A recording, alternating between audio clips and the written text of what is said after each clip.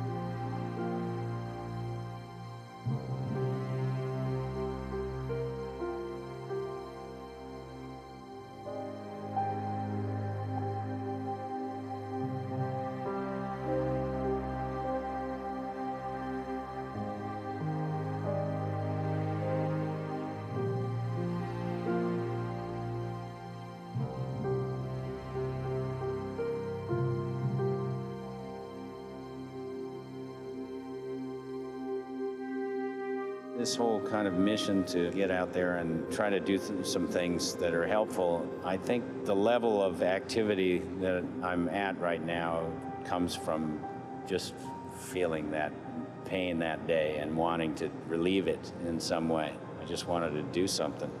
I started volunteering for all kinds of things and trying to pitch in, help where I could. And when I got involved with the firefighters, that was through my buddy John Vigiano, who I met on my first trip to Iraq. We flew in, nobody knew anybody.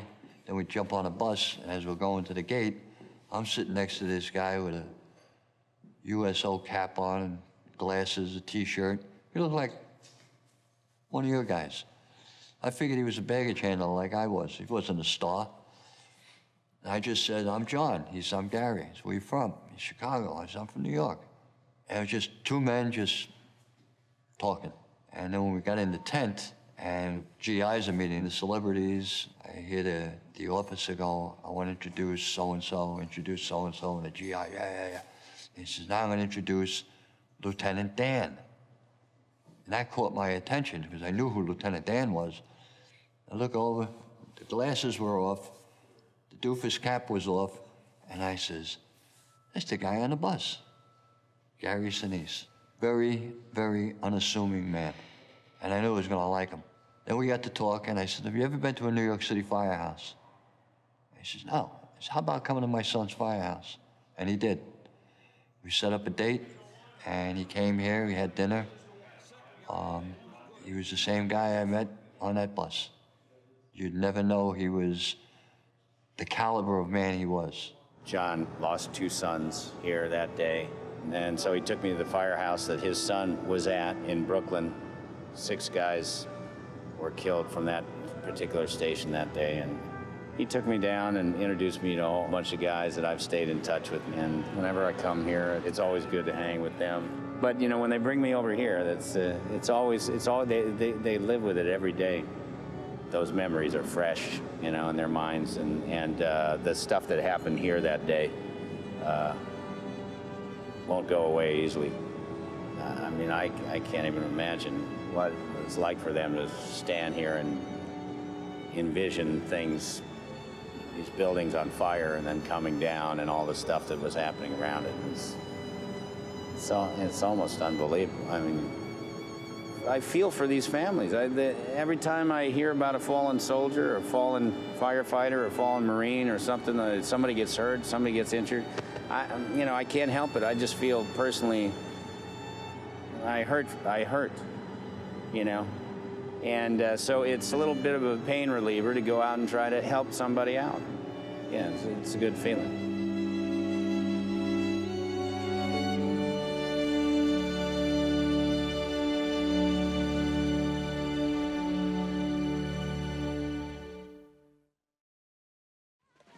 Morning, sir.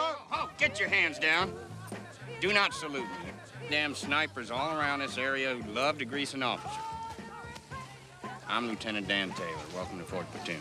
Forrest Gump came out in '94. Lieutenant Dan. Lieutenant Dan. Lieutenant Dan. Lieutenant Dan. The popularity of the movie was so huge that changed a lot of things. And, I started acting a lot more in other films, Ransom with Mel Gibson, Apollo 13 with Tom Hanks again. I did The Green Mile with Tom Hanks. I did Harry Truman for HBO. Then in 1997, I did George Wallace with John Frankenheimer. That was a tremendous experience. And then right after I finished George Wallace, I went to Chicago to work on A Streetcar Named Desire by Tennessee Williams. That was going to be at my theater, Steppenwolf. I was going to play Stanley, and Terry Kinney, my buddy, directed the play. And he had hired Kimo Williams to write the score. And so Kimo and I started talking. He indicated that he used to play bass. And I said, well, I play guitar. Why don't you come over and jam? Which, of course, I didn't think he would. But not only that, he was an actor that played bass, and all actors play bass. So I sort of took it with a grain of salt. I was, yeah, well, great. Yes, you play bass. But then I said, well, why don't you come over to the house and jam? Because a real musician is going to do that. And he said, nah, I'm too busy. During the run of the play, I never had any time. I was completely exhausted all the time. 8 shows a week, playing Stanley Kowalski and everything. I was just always too tired. The show ended. I got this phone call at home and said, Kimo, it's Gary, Sinise. I got a friend of mine that plays drums. You still want to jam? I said, yeah.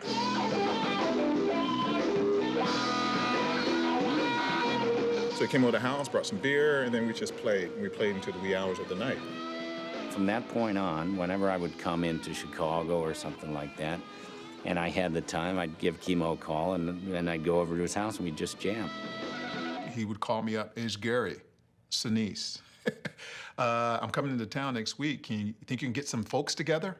I said, sure, no problem. Get some folks together. And everybody that I would call, Ben Lewis was probably one of the first ones, Ben Lewis, who plays piano. I said, listen, would you like to get together and jam? I don't know. With Gary Sinise, the actor. Yeah, wow, okay. Of course, I was kind of puzzled and intrigued, and we had some pizza and played some tunes, and it was, really informal and no pretense about it, and just had some fun. And we got all these musicians started to come together just to jam with Gary Sinise, and Gary would play bass. And we were all impressed that, damn, the guy can play. He wasn't really this actor trying to be an artist. He was actually a musician, and that's what he presented. And so everybody enjoyed playing with him simply because they were playing with musicians. And the whole, I'm a famous actor and you're just some guy from Chicago was gone. And we all just intertwined and had a great time. And over a period of time, it would be the same guys that he would call and say, Gary's coming to town, let's get together. And so some of the same guys, Ben Lewis and his brother Matt and Gina, and some of the folks that have been around the band for years from those early jam sessions, they would come and hang out and play. And then September 11th. And I had this tremendous need to do something, and so I called the USO up, and I started going on tours. Right after Baghdad fell, we got permission to bring a tour in. It was about 200 people, and Gary was one of those.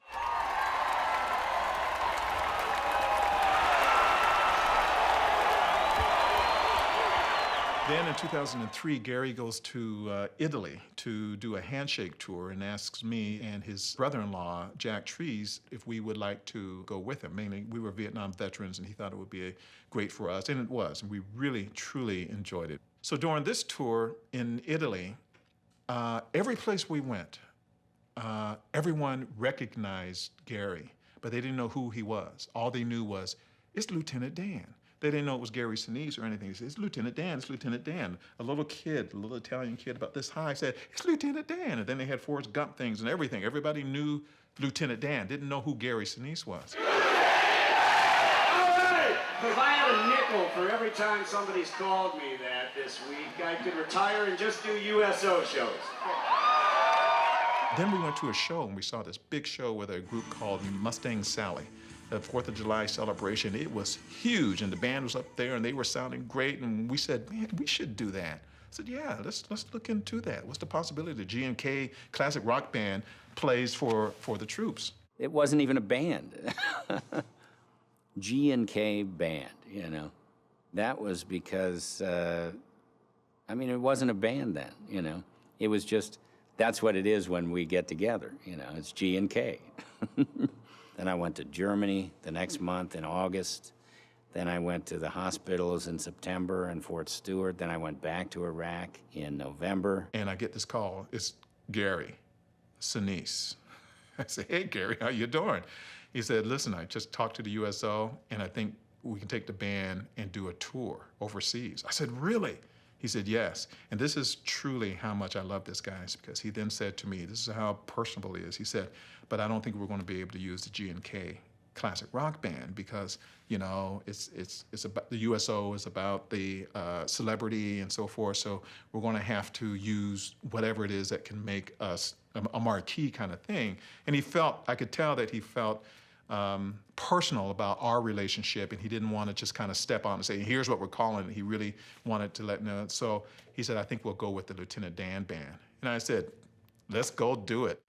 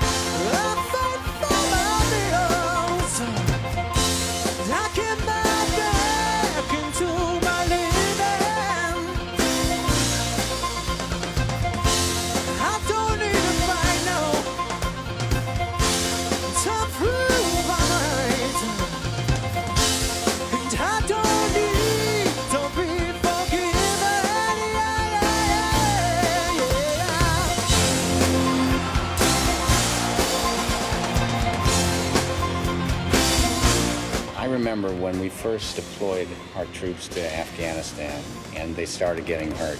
I got very emotional about it. I immediately called the USO and said, what can I do?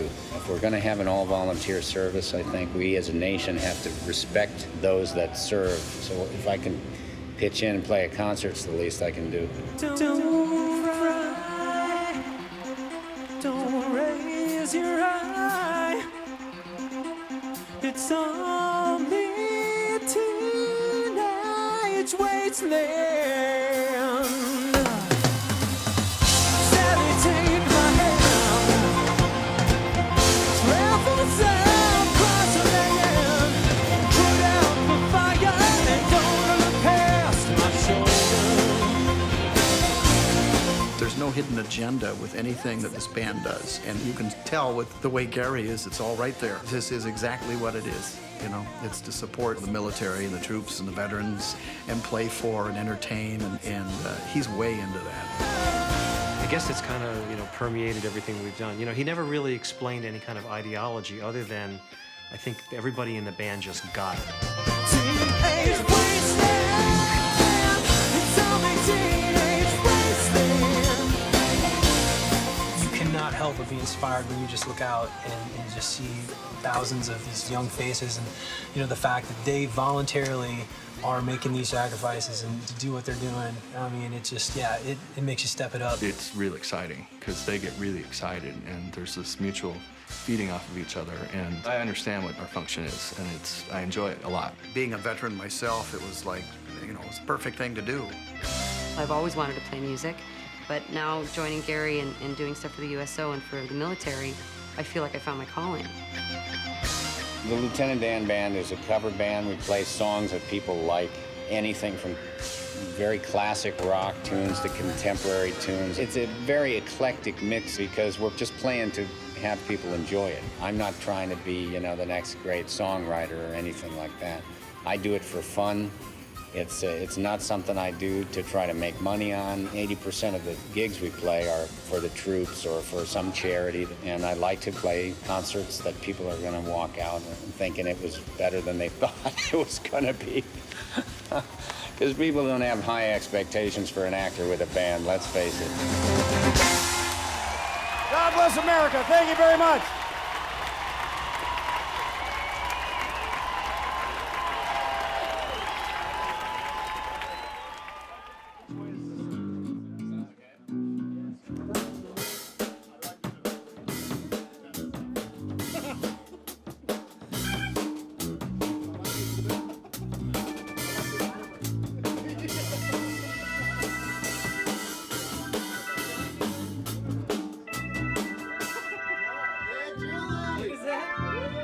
How's everybody? Hey, we're great, man. Back in 2003, November of 2003, this is the very, very first bass that we ever played on for the troops, right here at Great Lakes Naval Base. We went out there and we played for about 300 sailors, and it was pretty rough, but we had a very good time, and we played some tunes, and the troops were moved. And so we started to say, like, you know, this is meaning something to someone other than us. You know, so let's see what we can do to perfect it. Let's sound good now. I remember saying to Kimo, I want to make a show. I want to make a show that the troops are going to enjoy. Gary then wasn't jamming. He started to massage what we were doing. Well, let's not just go up and jam and see what happens. Let's work it out. And suddenly we're going, what?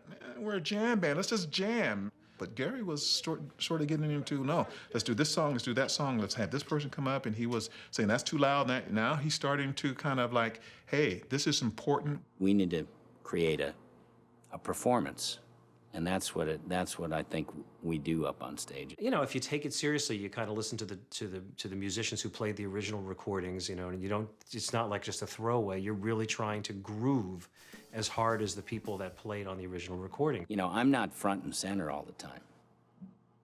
I'm the bass player in the band. The bass player usually hangs back and does his thing. Because of that, you know, I wanted to make sure that we have a lot of audience interaction and participation in the show so that it's a show. It's not just, you know, playing. Did I ever tell you I like a man in uniform? I'm gonna find myself one. Let's see. Natural Woman is a great opportunity for us to bring one of the guys up on stage. And that always is a fun thing, see Julie and Marie up there having a good time with them. Oh, wow, you have nice eyes. Alex. Oh, Alex. Looking out on the morning rain, I used to feel so uninspired. And when I knew I had to face another day, Lord, it made me feel so tired. Before the day I met you, ooh, my life was so unkind. Now you're the key to my peace of mind. 'Cause you make me feel how you make me. We used to do it where just Julie or Marie would sing by themselves. Like a natural woman. But then the girls came up with, why don't they just split it? We'll have two of them do it. And it makes it kind of fun for the audience. And it surprises the guy on stage when he turns around. There's Marie's standing there, and now she's going to sing to him. I didn't know just what was wrong with me till your kiss held me, baby. Now I'm no longer doubtful of what I'm living for. And if I make you happy, I don't need to do more. 'Cause you make me feel, you make me feel, you make me feel like a natural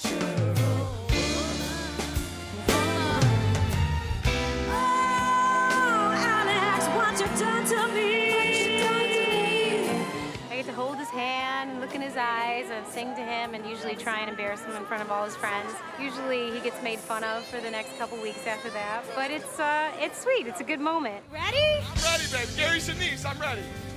What about me, Jeffrey? You're cute too, baby. I don't know if it's gonna work between us. I need to come first. Wait, we're not done with you yet. Let's hold hands. I said, you make me feel. Alex, I said, you make me feel like a natural woman.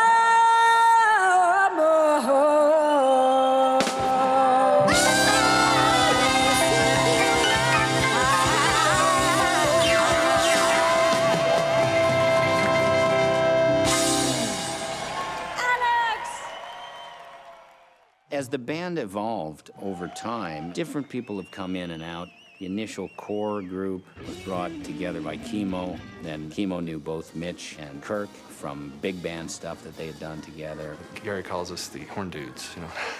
That's what he calls us every time he sees us as a unit, which we're kind of inseparable. We've become joined at the hip, I guess, even though he's about a foot taller than me.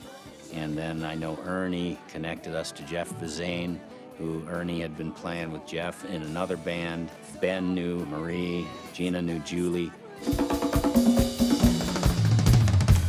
Danny and Beth Gottlieb, I brought in from Orlando. I met them when I was doing a narration at Disney World called the Candlelight Processional at Christmas time. And somebody told me Danny Gottlieb was the drummer, and I looked down, and sure enough, he was. And I was a big fan of the Pat Metheny group, and Danny was the original drummer in the Pat Metheny group. And one day Gary said, Danny, didn't you used to play with Pat? And I sort of said, yeah, but how would you even know who that was, you know, or who that is? And he said, well, you know, I used some of Pat's music in a show that I had done once, I think a play that he used it for. And he also said that he was a bass player and that he had a band, the Lieutenant Dan Band. And I mentioned it to Beth, and we both thought, you know, an actor with a band, you know, okay, great, nice. You know, I didn't really give it a second thought. And then, you know, he would see Beth and I, you know, kind of playing off each other on stage. And then one day he said that there was going to be a gig for the band in Orlando, and asked if we'd be interested in playing. The other drummer couldn't make it, and I wondered if the two of us would like to play. And this gig was for something called the Coalition to Salute America's Heroes. It's a wounded warrior program that was just getting off the ground. And we didn't know quite what it really was until that job. And it was, wow.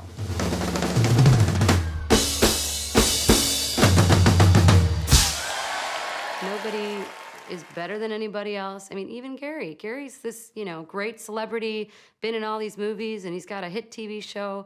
But when it comes down to the music, he's a musician. He's a bass player. He's the leader of the band.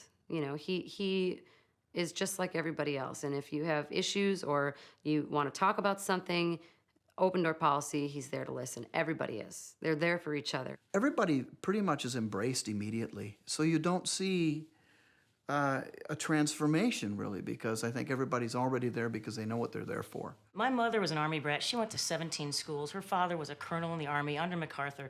And she told me stories, but as a kid, I didn't listen. And I was just talking to her last week, and actually on July 2nd, my dad's birthday. It was my dad's birthday. We called him from Germany. And we were at a base that my mom had lived at when she was a kid. And I said, Mom, you know, I never paid attention to any of the stories that you told me about living with Granddad and all of military life and what you did, and now I get it. Right about the time we were going to go on our first USO tour, we were rehearsing for the tour, and Gina Gonzalez, come on out here, Gina. Gina came up to Chemo and I, and she said she had written a song for the troops, and she wanted to play it for us. I finished it, and I listened to it, and I went, what do I think I'm doing? I have no idea what I'm doing here. I can't even begin to imagine what they're going through, and I'm trying to write a song about it, you know, and I don't know. I didn't think it was good. I didn't think I had, you know, the right knowledge to be writing a song like this, but yet I was so inspired to do it. You know, I brought it to Chemo and Gary, and I went, I don't know if this is any good or not, but, you know, I put this together, and I just wanted you guys to hear it. And from that moment, Gary was like, well, it's great and we're going to do it. And I've been told, you know, year after year that it's, you know, moving for them. So, and that brings me joy.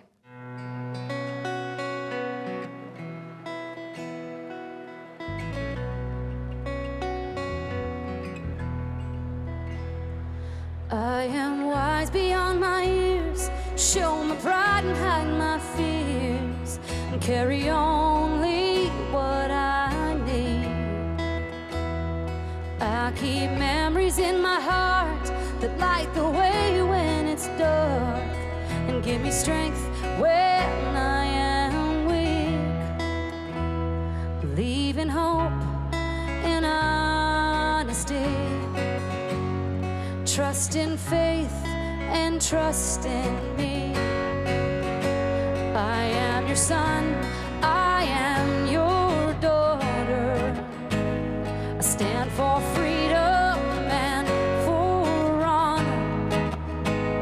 And I am brave, my love is pure. And I'd sacrifice my life for yours.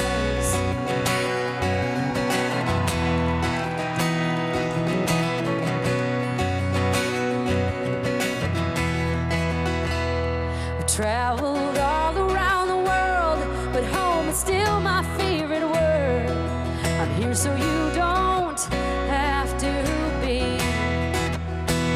The sound of music makes me wild, and the thought of loved ones makes me smile. You can't take that away from me. And always faithful I will be. So all I ask is please pray for me. 'Cause I am your son, I am your daughter, and I stand for freedom and for honor. And I am brave, my love is pure, and I'd sacrifice my life for yours.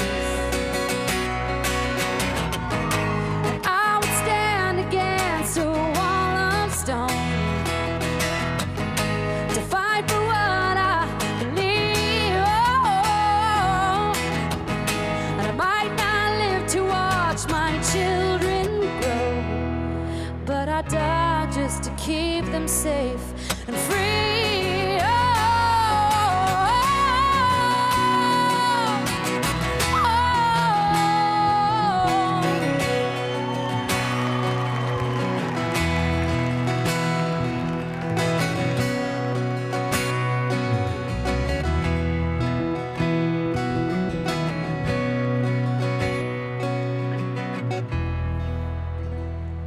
And I will be forever true to the red, white, and blue. 'Cause I am your son, I am your daughter, and I stand for freedom, and I stand for honor.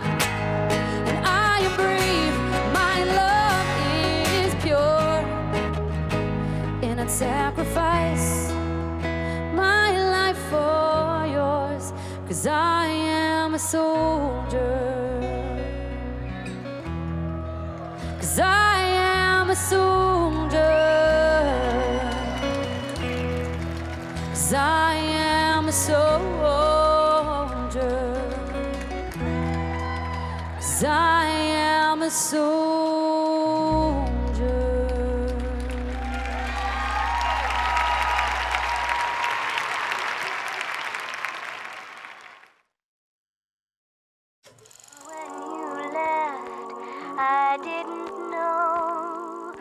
My grandfather was an ambulance driver in World War I, Daniel Sinise. My dad was in the Navy. My two uncles were in World War II. My Uncle Jerry was in the Navy in the Pacific, and my Uncle Jack was a navigator on a B-17 bomber over Europe.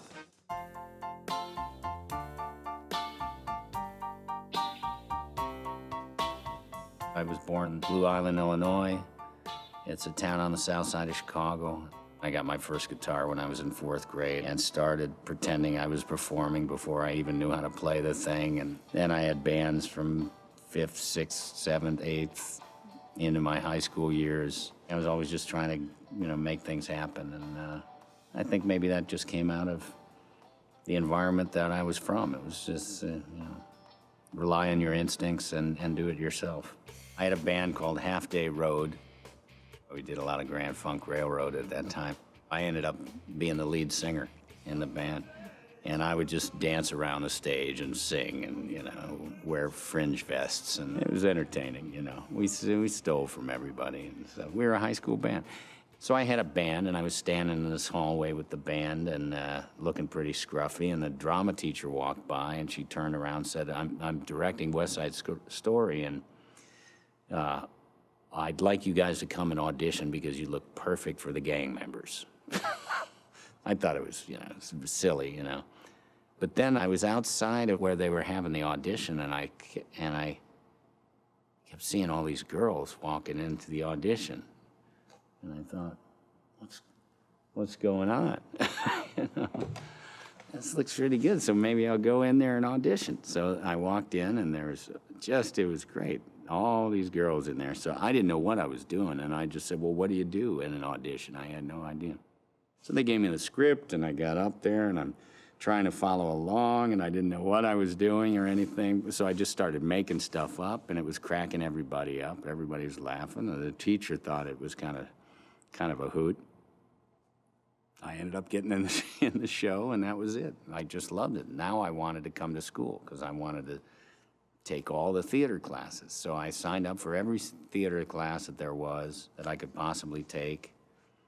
It was a good program because some of these teachers recognized that there was a student that just could do something really well on this side, but not so good on the other side. And as soon as I graduated, I got some of the kids together that was still in high school, and we found a church, and we started doing plays in this church. And that's how Steppenwolf was born. And then we added John Malkovich, Laurie Metcalf, H.E. Bacchus, Alan Wilder, and Moira Harris. We fell in love that summer and got married 5 years later. My wife is the most generous, wonderful woman because I've been spending a lot of time on the road on the weekends after I shoot CSI New York, going out and doing various concerts for the troops or visiting the hospitals. And she never, ever complains, not for 1 second, about what I do for the troops. She wants me to do everything I can possibly do to get out there for the troops. In fact, well, maybe, just thought of something. Does she like me to be gone, or? No, she doesn't like me to be gone, but she likes me to support the troops, absolutely, and she would support me doing more if I could possibly fit it into my schedule. To see him play and perform is a blessing and a miracle because it's what he loves to do, and it's so pure and it's so joyful, and I have so much respect for him. I know that what he's doing, I don't feel bad saying that I miss him because Mom misses him. We all miss him when he's gone. But then so do the troops' families. They miss their sons and daughters, and they're off fighting in a war. And our dad is just trying to do his part. It makes me feel very proud, obviously, to see my dad doing all these things. We have family who's in the military. Our uncle, our cousin is in the Army. My brothers. And Mom's brothers. So we've obviously grown up around it. On Moira's side, her two brothers were both Vietnam veterans. Arthur is the youngest. He was a helicopter pilot. The older brother, Mac, Boyd McKenna Harris, was a West Point graduate and was in Vietnam as a lieutenant and then went back as a captain. He worked his way up the ladder and was on his way to general, I have no doubt. He was lieutenant colonel, but he got cancer in 1983 when he was teaching at Fort Leavenworth, and he passed away in 1983. And I really loved this guy, you know. I remember talking to him all the time about Vietnam, When I did Lieutenant Dan, I based the military part of Lieutenant Dan very much on my brother-in-law. Everybody called him Mac, so when my son was born, I called my wife and I said, I know the name that we should give to our son. And I said we should call him Mac. So my son's name is Mac, McKenna. And then my wife's sister joined the Army. Amy retired as a captain, and when she was in the Army, she met her husband, Jack Treese.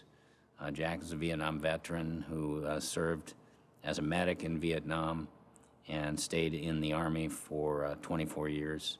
When I got the part in Forrest Gump, I asked Jack if he had dog tags, and I said, from Vietnam. I said I would wear his dog tags, which were on this little rosary chain. I'd actually gotten that from a Catholic priest.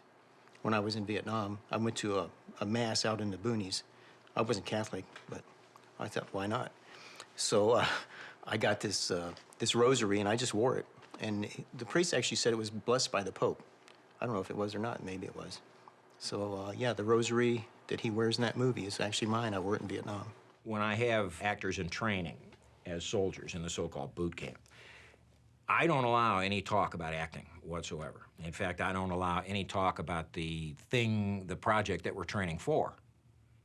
That's just the mission, and the mission sits out there somewhere. So I can refer to, look, when we get into the mission, you're going to need to know this, that, or the other sort of thing, motivationally.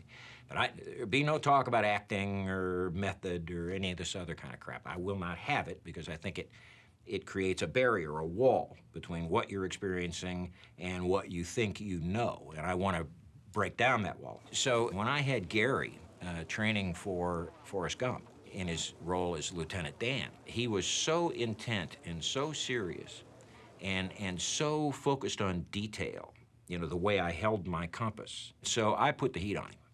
I put the pressure on him. I hurt him. I took him out to the way beyond where he thought he could go physically. I kept him up throughout 24, 46 hours. I just kept him up, because I wanted to break down that wall. What I found was the wall was never there. That's just Gary.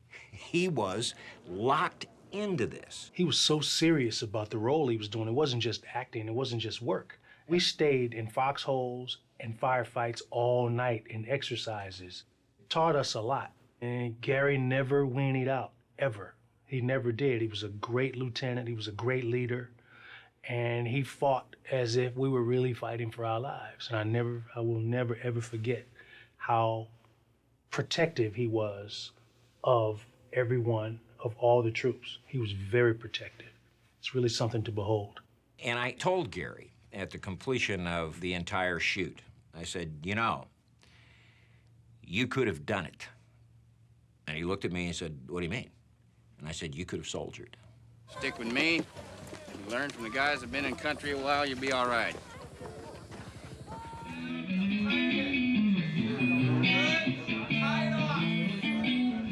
We're in Missouri, and I'm in misery. It's cold.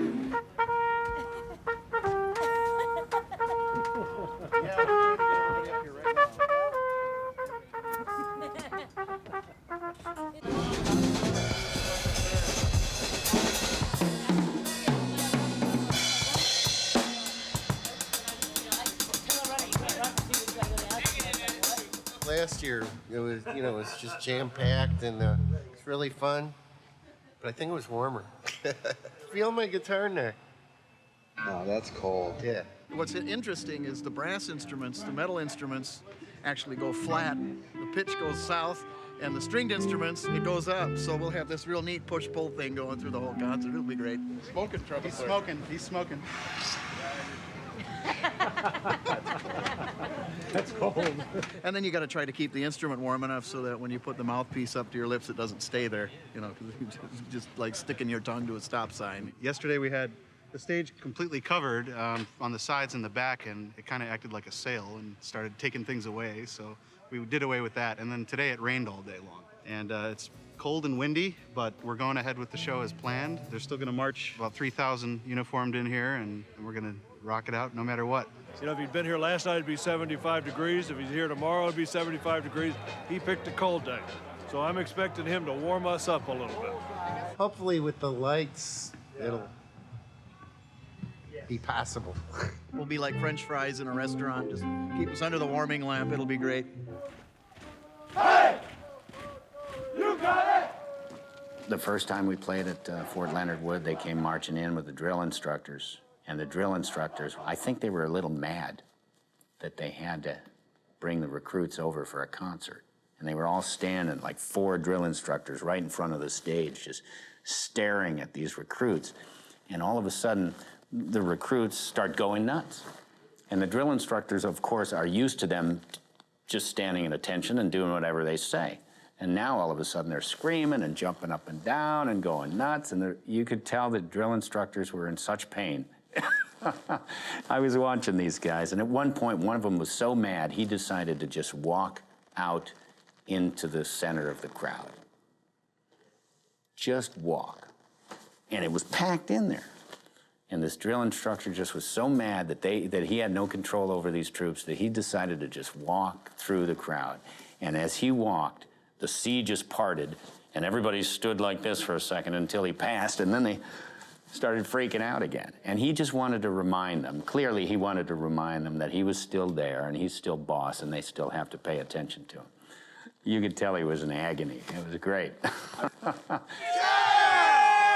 We've been in basic we're starting our 9th week today out of 10 weeks, and so it's nice to get out and do something different. 2 more weeks! 2 more weeks! 2 more weeks!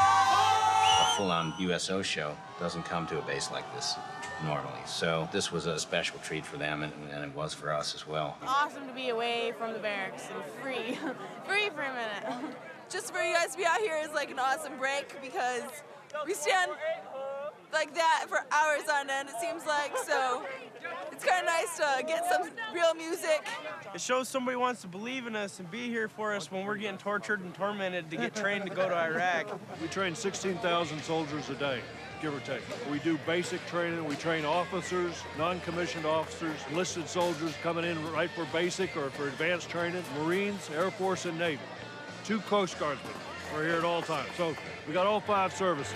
Our mission is basically prepare soldiers for combat. So we get them for 9 weeks, and it's 7 days a week, training 6 days, and on Sunday they go to church and get some personal time and a lot of maintenance going on. But it's nonstop for 9 weeks, and it's a short time for drill sergeants to actually get them ready. Why'd you join the service?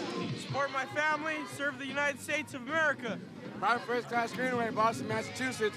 I joined the MP Corps because I want to pursue a career in law enforcement. Harvey McGee, Detroit, Michigan. I'm ready to go to Iraq to support my battle buddies real soon. Private Cox, Foreign Beach, Florida. I'm here to support my family and my brother and sister serving in Iraq. Private Baker from Virginia. I'm here to make a better future for my son. I joined pretty much to put my life in perspective, more or less for job skills that the Army would be able to give me and to serve my country. You know, we need troops out there. People need to come home, so give them some relief. My daughter is already in the military. She's in the Army 2.5 years ahead of me. My son-in-law, my whole family's been military my whole life. And now that my kids are raised, I'm almost 40 years old, and I just enlisted this year. Now I get to do what most civilians will never dream of. This is an army of war, and they're coming in here willingly and voluntarily, subjecting themselves to the kinds of training they're going to get here. They know it's going to be hard and rigorous, but they want it to be because they want to be prepared for where they're going next. And they know darn well when they go to take that oath to uphold and defend the Constitution of the United States that that's what they're going to be doing. You know, I don't think any of them are going in there with their eyes covered. You know, I think they all know what to expect. It's not peacetime volunteerism, it's wartime volunteerism, and that's something to be admired, I think, because not everybody would do it. You know, most of us wouldn't. You know, we're lucky that we have some people that will do it. I love America, and I do it for us, so I just wanted to say thank y'all for thanking us.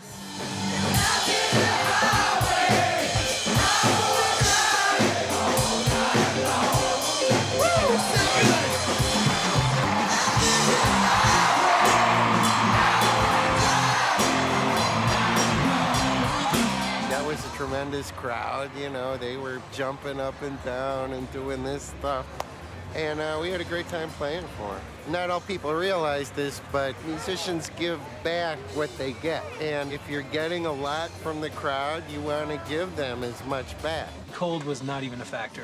It almost inspired me more, you know, just the fact that it was cold. I even went outside and I warmed up in the cold because I didn't want to have to step out of a warm trailer into cold and have it be shocking. I wanted to be like one with the cold. From the time I hit the stage, so I just was out there just doing it, and just like, these guys, the sacrifices they're making, like, what's a little cold? We'd been rained out before, and I remember one show that we did, they had it all set up, and the show was rained out. But there were 40 people sitting out there who showed up in case we were gonna play. And so we told them all to go to this little club.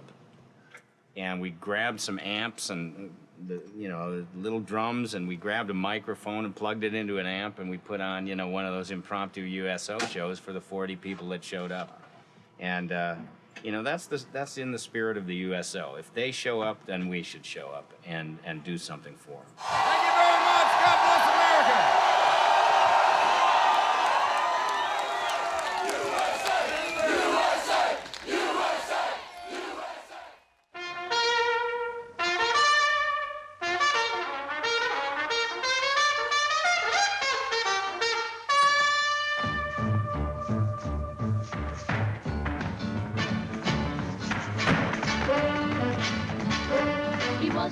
Trumpet man from out Chicago way. He had a boogie style that no one else could play. He was the top man at his craft. But then his number came up and he was gone with the draft. He's in the army now, a blowing reveille. He's the boogie woogie bugle boy of Company B. The USO was founded in early 1941 when President Roosevelt looked at the growth of the United States military and realized that it was going to have an impact both on troop morale and on communities where these new Army and military bases were going. The most exciting thing that ever happened to me, and I have to say, it was on the stage with the USO. You're big and strong. Side of me, lower on it. You're handsome, too. Guys hanging out of trees, and everywhere you look. The sound was so deafening. It's a memory that's forever, forever. It never diminishes. The faces don't diminish. The 19-year-olds don't diminish to me. No mistaking what we're there for. Say, Bob, am I standing in the right place? Don't worry, honey. If you're not, they'll move the base. It's one of those experiences I wouldn't trade for the world. And I'm dancing with these very young men on stage. It was really exhilarating to see the joy in their faces and realize that for just a few moments, there was another life and they could forget for a second that they were in a war zone. And that's something you just never forget. There's a kind of sacrifice that's made that just cannot be ignored and I think needs to be honored. So in times of war and peace, the USO has been lifting spirits of service members through entertainment programs and through morale services. We do many of the same things today, we just do them faster. He was some boogie woogie bugle boy of Company B. And when he plays boogie woogie bugle, he is busy as a busy bee. And when he played, he made the company jump back to the bar. He's the boogie woogie bugle boy of Company B. He blows an egg to the bar. But you can't blow a note if the bass and guitar is the and the company jumps when he plays reveille. He's the boogie woogie bugle boy of Company B.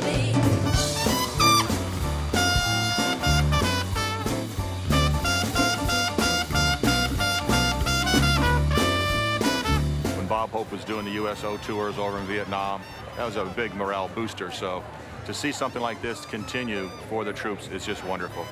I remember when I was in the service, if some guy would have come from Clinton, Iowa to play accordion for us, we were thrilled that an entertainer would come and be with us and support us.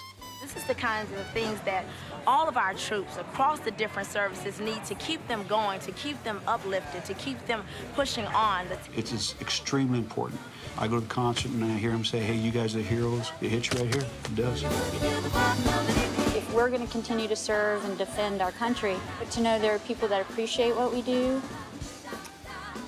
that means a lot. That means everything, actually. He's the boogie woogie bugle boy of Company B. It's a wonderful thing. These folks put so much on the line for all of us, and giving them an opportunity for a few hours to escape and have a great time is just a great thing to be able to do. If Hollywood disappeared tomorrow, nobody's really going to notice. People can entertain themselves with sock puppets. But if the military disappeared, and those real heroes disappeared, we'd be in big trouble. Whether you agree with the war, don't agree with the war, whatever your position is politically, whatever, you got to give credence and belief to the military. Good to see you, man. Good. Gary's kind of like the leader of the pack, so to speak. Gary will call out of the clear blue sky and say, we're going to Walter Reed, let's get on the plane. I'm like, let's go. He just makes it happen. We've done a lot of USO functions together. How many times have you been to Iraq? 7. 7 times to Iraq. It's just where our heart is. It's the thing that's the most important to me, and I know it is to Gary. It's interesting that in our business, we think of ourselves as important. Celebrities in our business do, you know. They think that they're special people. The culture is telling them they're important. And the fact is that they may be good people. Some of them are very good people. They can be good people, but they're not heroic people. And the military, I have to say, everyone who joins our military it's a heroic vocation. And well, we may play some of those guys. We are not the real thing. And we need to pay our respects to the real thing.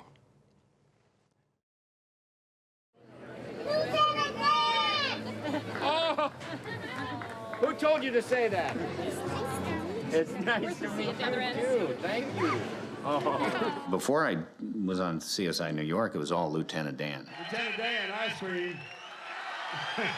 Now there's really an equal number of people that are watching CSI New York all the time.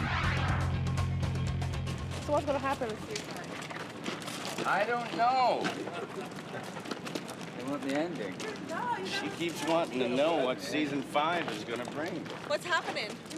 When I took the series, I knew it would keep me home more, but I didn't know that it would actually provide this stability because it was so regular and give me the ability to actually start choreographing a lot of other things into my life. It couldn't have come at a better time. You know, I'm very, very active in all these other things, and knowing that as an actor I have a job and it's secure and they work with me and they're sympathetic to some of the things I'm doing and very supportive, it allows me to kind of maneuver a weekend schedule around this job so that I can go out on bases all around the country. From the minute I met Gary, I realized that he was quite the multitasker. He loves his craft. He's an amazing actor and is always here and present and so much fun to work with. And then commits himself to his family, his children, and then finds the time to do so many great things. It's inspiring, and I've always been so proud of him. Compared to what the troops go through and,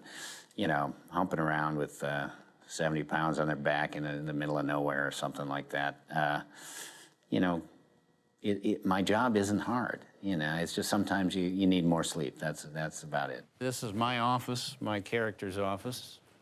Mac Taylor. I guess this is supposed to be my mom and dad, but I don't know. Never met them. They just put that up there. This is all part of the military sort of history of the character. Yeah, the Marines like the fact that I'm a former Marine on this show. They like that. And that wasn't accidental. I mean, I sat down with Anthony Zeiker, who created the series, and we talked about what's the backstory of this character. And I suggested that we make him an ex-military. I wanted him to be a good leader, and I wanted him to have a military background as a good leader in the military. Because I'd met so many. I've just met so many great leaders. When I go on these various trips, a lot of the units and a lot of the different people that work in the service have their own coins, called challenge coins, and they hand them out. I have a huge collection of coins from all these various trips that I've been on, and I have them in cases at home like this. So I actually brought 3 of my cases in, and our props guys actually made replicas of all my coins. Great. This goes in the collection. On behalf of the Tomcats, I'd like to present you this is our squadron patch and our squadron coin. Now, what this allows you to do is, from the rest of your life, as long as you're carrying this, if you meet a Tomcat in a bar, you pull out your coin and he doesn't have his or she doesn't have hers, she owes you a beer. Now, who walks around with a pocket full of coins? You know, nobody's gonna ever have that. So a lot of drinks get bought, I would imagine. You know, people often ask me, you know, what was a highlight in your career? You know, is it, you know, what was it? There have been so many, and Tracers is one of those. I directed the play in Chicago with my theater company and my guys. It was an interaction between Vietnam veterans and my cast and myself that was very, very special and meaningful to me. It was written by 7 veterans, you know, pouring their guts out, spending 6 months emotionally going through a lot of heavy emotional sessions. When I was 18 years old, I was dilly bopping and, you know, playing badminton and, you know, just screwing around. And there's a bunch of guys that were in some really heavy shit, you know, when they were 19 years old. And it just makes you look at your life and say, you know, what the,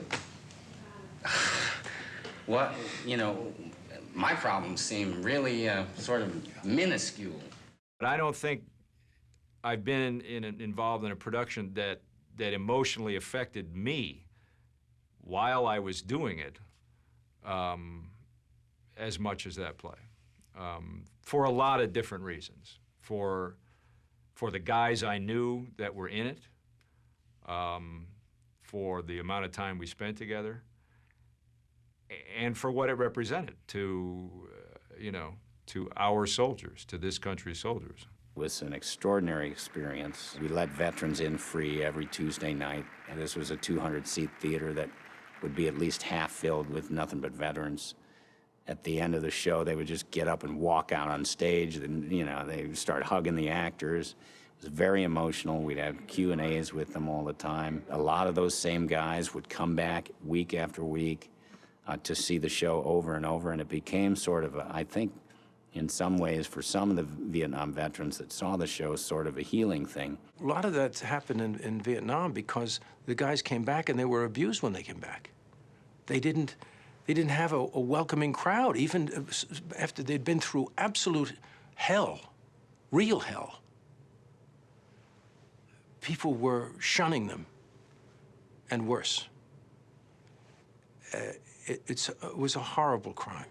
And it's the Vietnam veterans that have come forth to protect the Gulf War fellows and the Iraqi veterans and make sure that they are not treated the same way. Vietnam veterans dig Sinise. And they dig Sinise because they see him as the point guy. The guy who is saying to these young generations of veterans coming home, look, we got your back. We're here. We understand. You want to talk to us? Here we are. We're standing right behind Gary Sinise over here. There's a phalanx of us. I want to tell you something. A buddy of mine over here, Kimo Williams, he knows about sacrifice. He's a Vietnam veteran right here. Thank you. Engineers. You know, what I get out of playing for the troops is it actually reconnects me back to my service as a veteran. You know, when I was in Vietnam in 1970, I realized that the need of home was an important part of your existence. So one of the things that was so important was mail call. Mail call was probably as important as chow, not as important as ammunition. So the other part of having a touch of home was the music. And so when they say that there's a band that's coming in, you didn't care about anything except that there was something that was different than what your normal routine was. And that difference was that you would be able to stop thinking about your anxiety of being in a combat situation. Every time we had a chance to come back in from the field, we'd pick up a guitar and kind of relax and play it a little bit. Somebody heard us playing and said, hey, how would you like to go out and play in the front lines? Because when Bob Hope comes in, he usually plays behind the lines and things like that. But those troops out in the fire bases didn't get a chance to hear too much music, so we put a little soldier band together, and we would go out and play in the fire bases, and we'd take our M16, take our guitar, and then depending on what was happening that night, we'd pick up one or the other. Well, yeah. In fact, one time we were up in just below Da Nang, and we had our M16, we had our guitars, and the guitar was in my hand, and I was up on stage, and then it was fire in the hole. The guitar went down, I picked up my M16, and then I went into the bunker. And the guitar was still up there, and so we're in the bunker, it's all clear, we come out, and there's a hole in my amp about this big. I think I was singing about a tune, and the sniper was shooting at me. So it was one of those nights, and Da Nang, I think it was, and we picked up the guitar and we did this tune.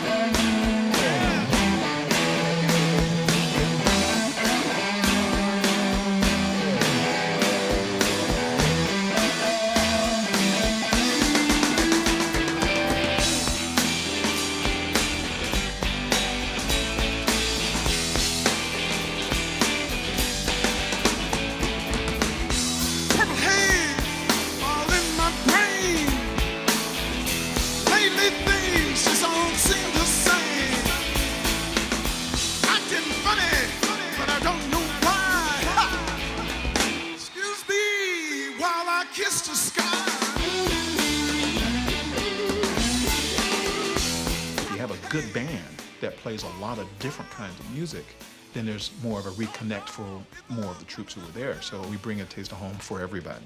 That's why when I do the Jimi Hendrix tune, I know that I bring something for all ethnicities, you know, because Jimi Hendrix sort of crossed between all of them. So if I do a Hendrix tune, you know, the white guys are like, yeah, and the black guys are going, yeah, you know, and so everybody's sort of like, hey, this is great music.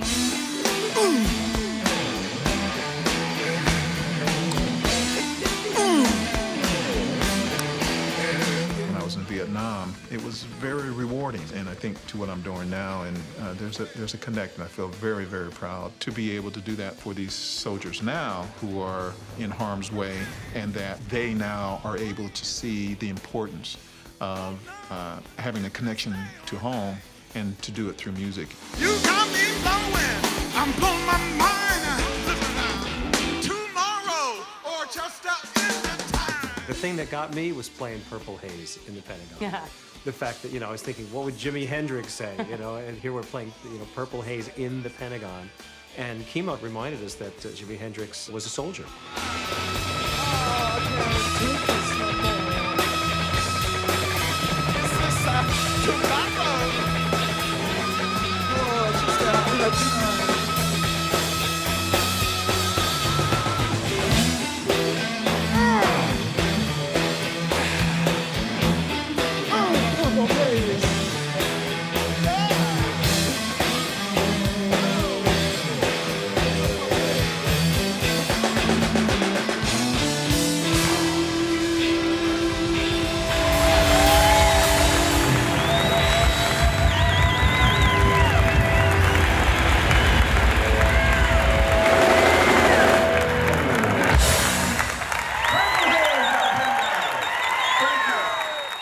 This is a great tribute to the troops and those people that support them, and it's a marvelous turnaround from the Vietnam War, where many of the people in the public blamed the war on the GI, and it came back to a very poor reception.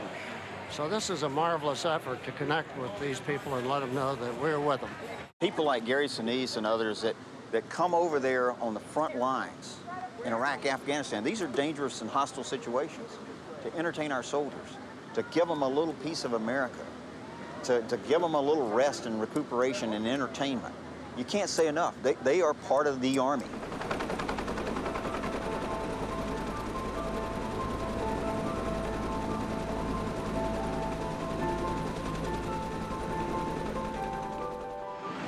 Welcome to Baghdad. Cool 116. What brings you over here? The troops. Awesome. Everybody from the youngest private to colonels, they're excited about seeing Lieutenant Dan. Lieutenant Dan? Yes, sir. I was here last year. You came back? Good. I did come back.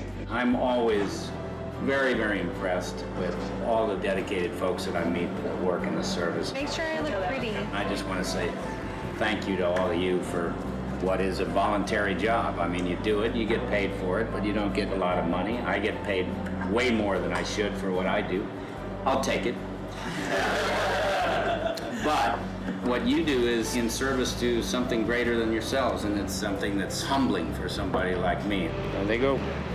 That's why I continue to go out there and try to make sure that you folks know that you are supported and that there's a grateful nation behind you. Did you sign my head? I'm just here to say thanks. Thank you very much. Appreciate it. I asked them to get me out to some more remote spots that wouldn't normally get anybody out there. Gary's the first person that we had to actually make it from TQ to Habanilla. It's nice to see, home.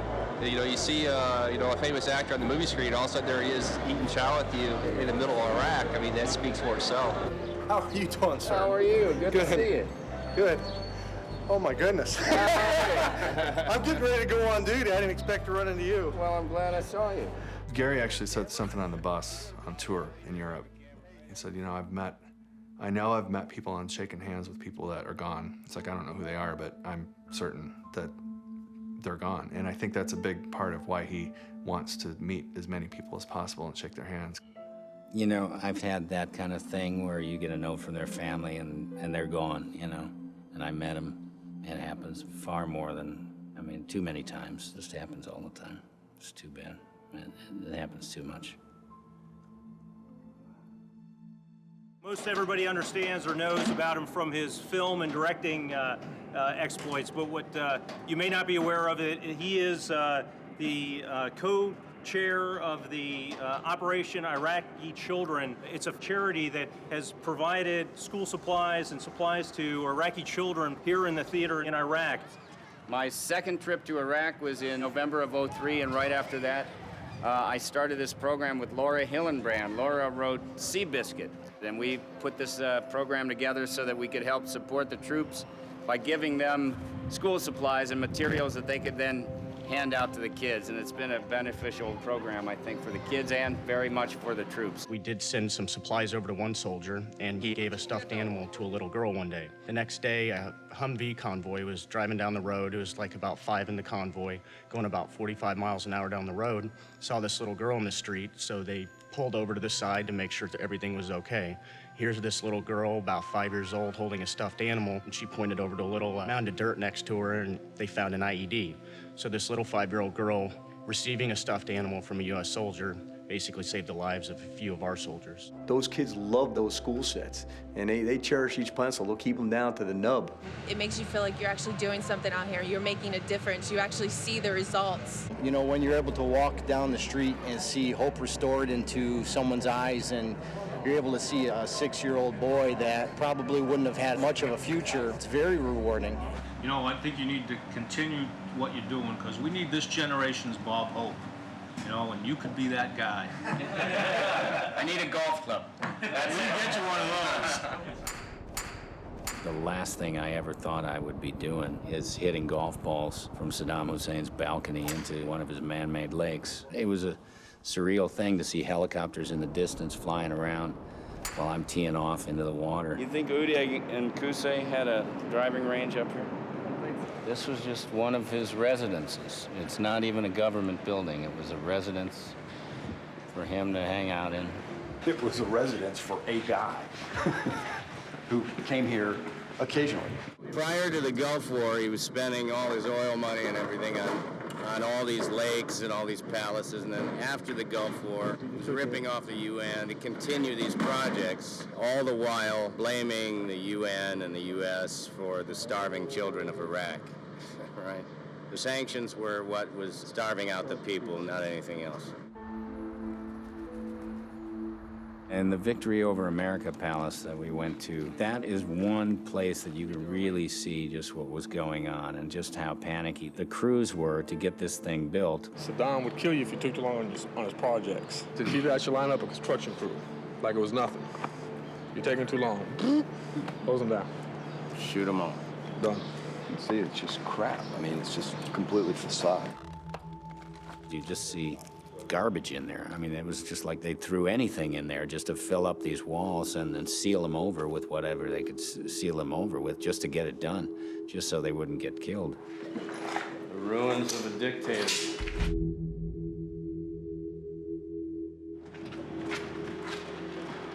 Here's the swimming pool. This was the torture pool. That's why they would actually torture and kill people in it. You just throw them in the pool, beat them up, do whatever, and then just flush everything down the drain. Get rid of the body, call it a day. Even when we came in, there was no water in it. It was completely dried. there blood in here or anything? Wow.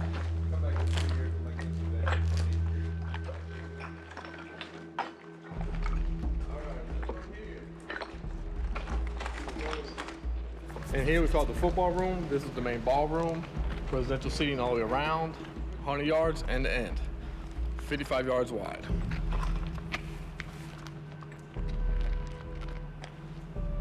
This is why I lose everybody. All the Iraqis, right here. This is what he was doing with the money.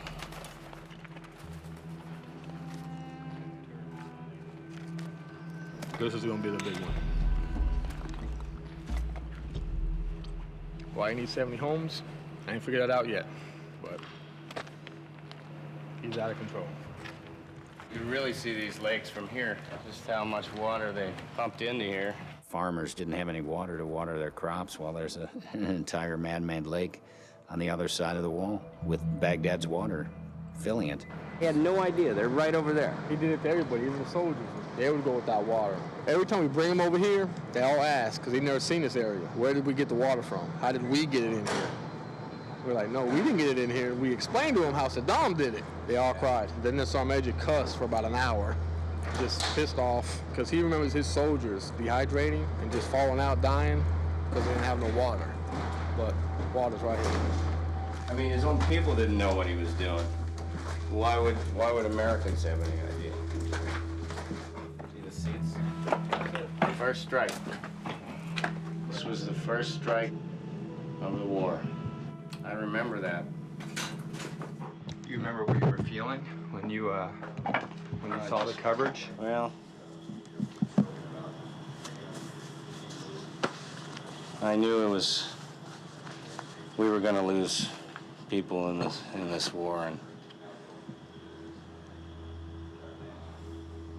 it was unfortunate.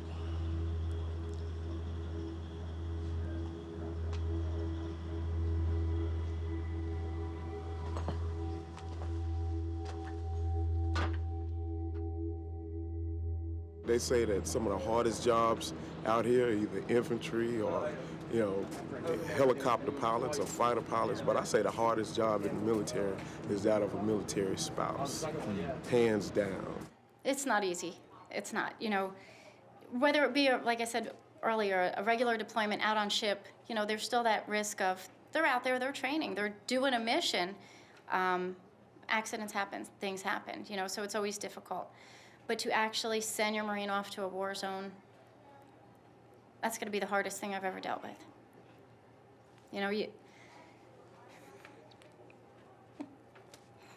It's hard. It is. You want to hold on, that last tug, the last embrace. You don't know if that's it. This is the second year of something called the Snowball Express. The last year they brought in about 900 children of soldiers, Marines, service members who've been killed in the war. There wasn't really anything out there that focused on their needs, and their needs are, quite frankly, have fun. Let's do something to make new memories. This is a weekend where our kids can come and they don't have to think about why they're here. They just know that they're here with other kids who are just like them. My oldest daughter, she's come up to me and said, everybody in my class has a daddy but me, and it's not fair. And she's right, it's not fair. But when she comes here, she sees all these other children who are normal, and it makes her feel a little bit normal. Taking away a dad or a mom, you can't make a kid smile anymore. It's very difficult. And I watch my girls lose the brightness in their eyes, and I'm seeing it come back. If he were here right now, if I could say anything to him, I would want to tell him that America hasn't forgotten him, hasn't forgotten his family, that his biggest concern was for us, and that we're being taken care of, and that we're doing okay. It's hard, but we're doing okay. People waving flags and holding up signs and saying we love you and we haven't forgotten.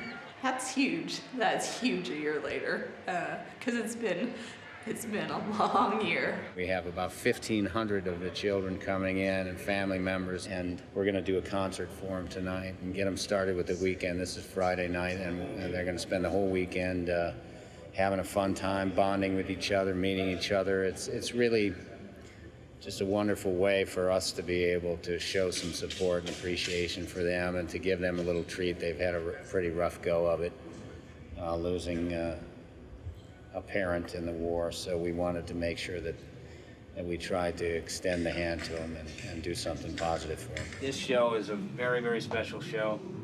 Let's make sure that we do our very best to give them a uplifting, happy show, give them a good time tonight. These are kids that have been through a lot, and we want to make sure that they leave feeling better than when they walked in, okay? All right. So thanks for being here, everybody. All right, buddy. I couldn't believe how Gary was so involved in the audience. As soon as he walked out, he walked down off the stage. He wanted the children to come up.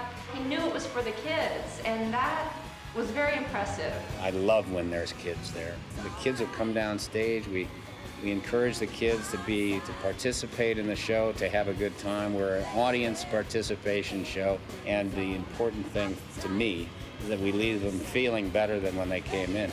It just sort of solidifies our purpose to bring some joy to people who've gone through a lot. It's nice to see that, you know, so I cried a lot today. Yeah, it's been very overwhelming. So this song is for all of you, this next one, okay?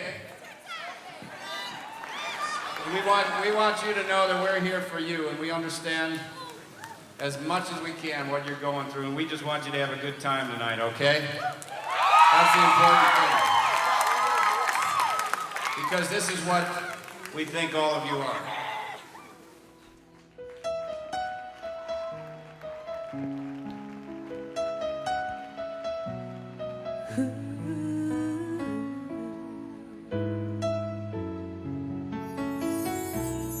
There's a hero. If you look inside your heart, you don't have to be afraid of what you are. There's an answer. When that song Hero came out and it was a hit, it was, on the wedding circuit. And I was like, oh, this song, it's like, play this a million times. But when we do it in this band, and especially that night, I was like, okay, this means something completely different. Then a hero comes along with the strength to carry on. This one little girl right out front, she was crying and hugging her mom. And I don't know how we didn't break down. It's like I had to look away. It was really tough. Oh, well, I was crying on stage. I was too. It's very touching when you do something like that. But when you're a musician, you try your best to not get too connected emotionally, because then you're not able to perform. I hate to say it, but you have to kind of conjure up ice in your veins, because you've got to try to ignore it or you're not able to play. And the last thing you want to do is break down in front of a room full of those people, and they're already, almost there. You see, weeping parents, and you can't help but think, like, did they just lose their spouse? You don't always find out that story, but your imagination just goes right there. And so it adds to the sense of pride in terms of getting out there and being able to do something, but at the same time, it kind of breaks your heart. And the emptiness you felt will disappear. For me, it's a perpetual state of gratitude in being in this band and being of service in this way. It allows me to just be grateful that I have this gift that I can share with others. I knew it would be kind of heavy for him when we played the Mariah Carey tune, and it was. Well, if you notice that Gary actually stopped playing the bass and he bent down and he hugged them, because the priority is those kids. That's what it's about. It was beautiful. It's a beautiful moment. And then I threw in threw in Gloria Estefan right after that, so I know. So we changed the mood quickly, and you know we could get them back into feeling good. But that's a special song, you know, and it's when you play for crowds like this, when you play for the military crowds, and you play those types of tunes, it has a real power. That a hero lies in you.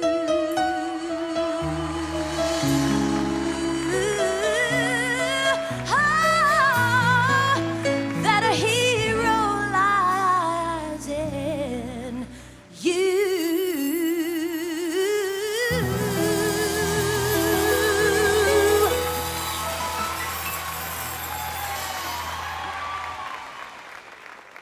There are so many heroes out there.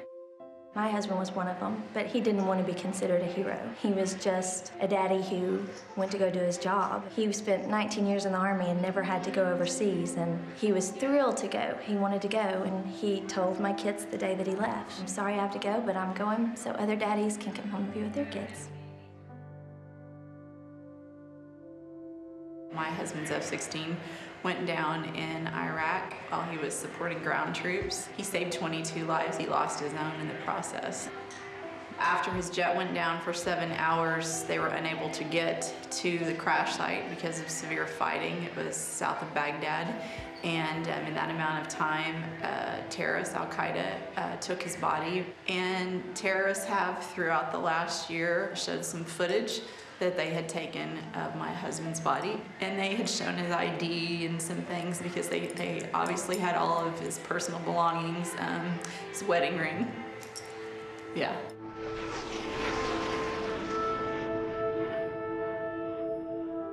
He loved flying those jets like nobody's business.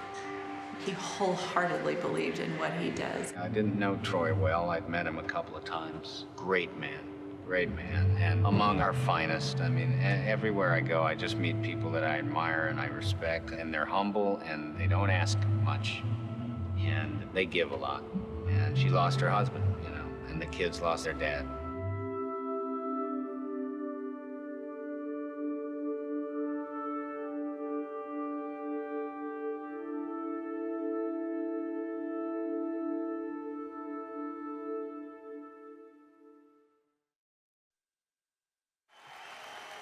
On behalf of my brother John and the 12 members from Ladder 3 that we've lost, I wanted to see a little defiance, a little anger, I guess. So I had that, I don't know why it popped in my head, but I had that written on a t-shirt when I was a kid. in the spirit of the Irish people, Osama bin Laden, you can kiss my royal Irish ass.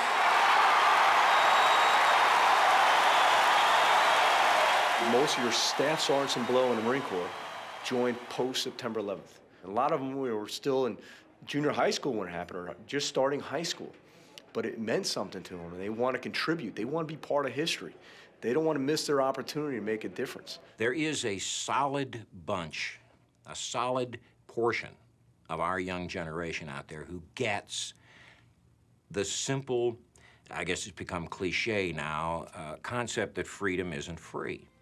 And that growing up in the nation that they grew up in, understand that this is a gift.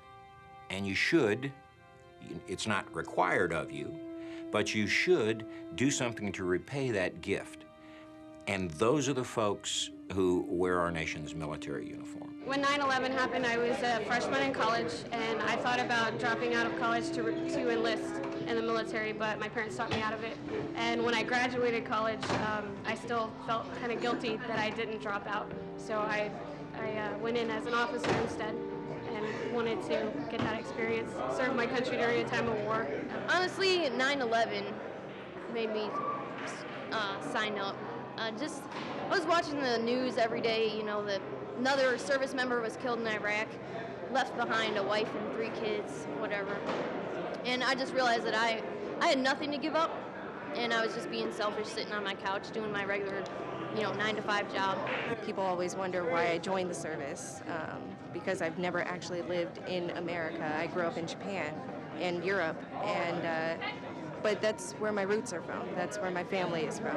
That's where I am from. On September 11th, I keep telling people that was the first day of the war.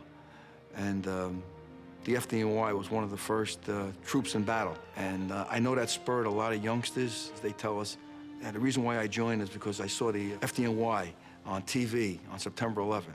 I don't think I've ever had a conversation with a soldier in the last 8 years where they haven't said, you know, 9/11 was the reason that I signed up.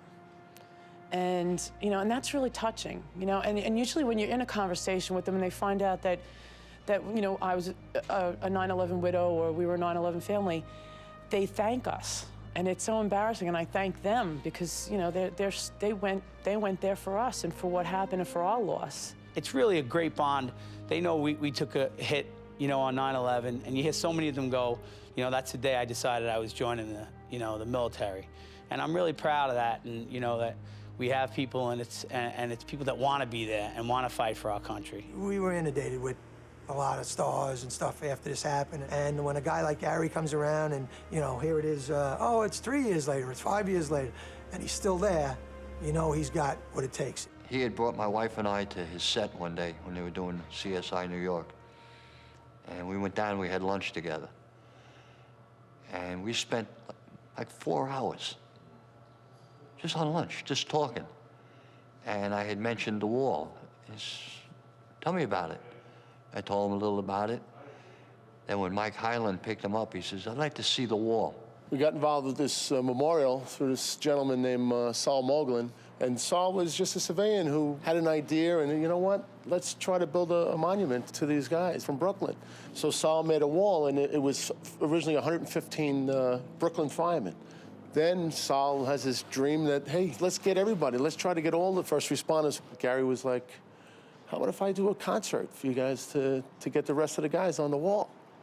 So me and Saul looked at each other, and yes. Next thing you know, we raised $250,000, and we got the whole wall completed, and we have all 416 first responders who died 9/11.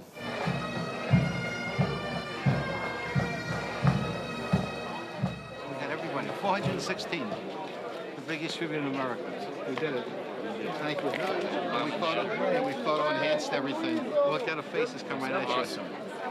To be able to meet these great patriots and to get to know some of you and to get to know some of your families has been a life-changing experience for me, and something that I felt I needed to give back to so many who had suffered so tragically on that day and who represent such great Americans and such heroism and courage to all of us in our nation. And I'm thankful today to be able to stand here in front of this finished memorial as somebody who contributed a little bit to so many who lost so much. And it's my honor and privilege, and something that I will always cherish, and something that I will never forget, the fact that from this day forward, your family members are memorialized on this wall, and they will never be forgotten. Thank you very much. We've lost firemen before 9/11 and since then, but not the magnitude of guys in 9/11. It's still to this day. I look at those pictures of the guys and I still can't believe it. I still look at the guys, look at their names and who they are, and it's just amazing. It's hard to put your arms around the whole thing. That's why it's so important that, you know, for people to realize that guys gave everything they had. So you got to understand, every fireman in the city wanted to be there. It's the biggest fire in the world. I want to be part of it. I'm a fireman. I'm a New York City firefighter. I got to be there. People have kind of forgotten about 9/11, and with that, they forgot about the troops, and that's a shame. We feel a close relationship as firemen with them in a strange way. I know we don't do anything like they do, but we feel very connected to them. Maybe we're here for 9/11, and that's kind of the reason most of them are there. And I'd like them to know that they're appreciated, you know, at least from us. They don't do it for money or fame or fortune, just so we can all have the freedom to do our God-given gifts. And there's a lot of talented people in Hollywood that have gifts, and I hope they appreciate why they get to use them.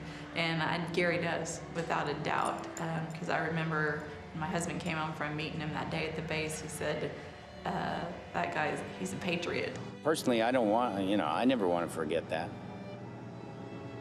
Just don't want to forget it, because it was, there's too many people that need to be remembered. I want to pass something on to you that Ginger shared with me. When Troy came back after that day, he told her, that guy's a patriot. That was his remark about you. And she embraces that.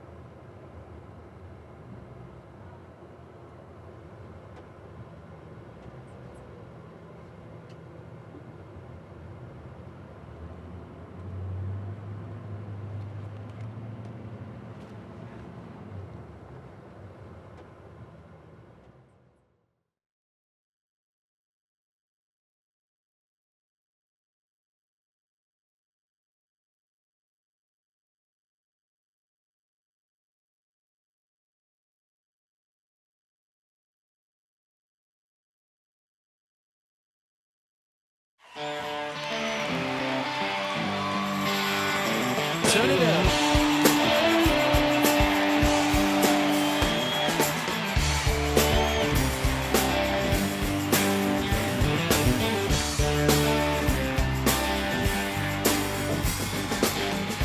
Big wheel, keep on turning.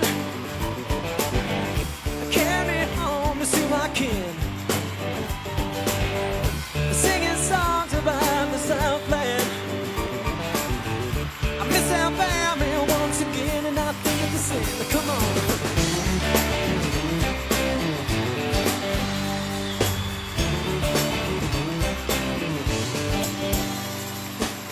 When I heard Mr. Young sing about her, yeah, I heard O'Neill put her down.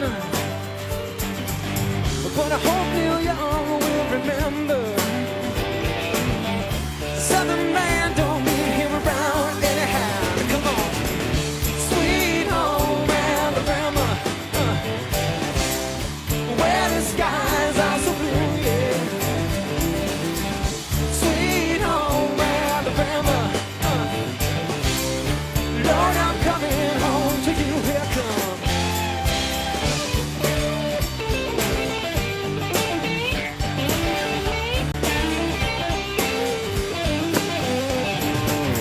When in Birmingham they loved the governor. Ooh, ooh, ooh, yeah, we all did what we could do. Now Watergate does not bother me. Well, does your conscience bother you? Now tell the truth. Come on. Sweet home Alabama, home sweet home, where the skies are so blue, yeah. Sweet home Alabama, Lord, I'm coming home to you. Here come. Woo.